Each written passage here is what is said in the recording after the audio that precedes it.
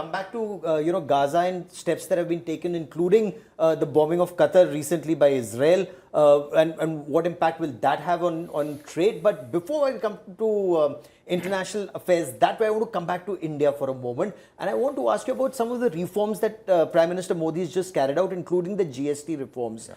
In your view, will these reforms help mitigate some of the challenges posed by the US tariffs? Should tariffs not go down immediately by whatever percentage that we are hoping?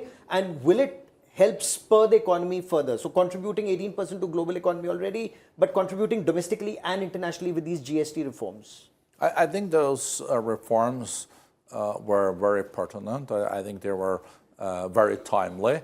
So that will contribute positively to further economic growth in India.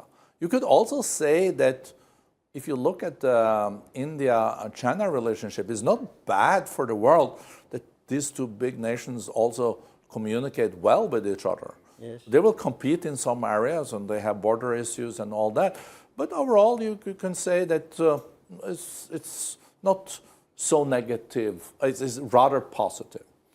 So then you can say on the other question about growth in the Indian economy, also related to the tariffs.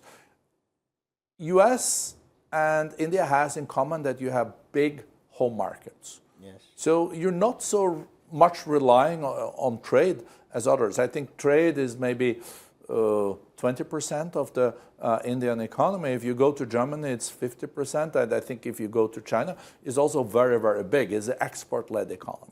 So even with the tariffs that then the US administration has now introduced, it is maybe like 2% of India's GDP is affected with it. But what I said earlier on is about the future.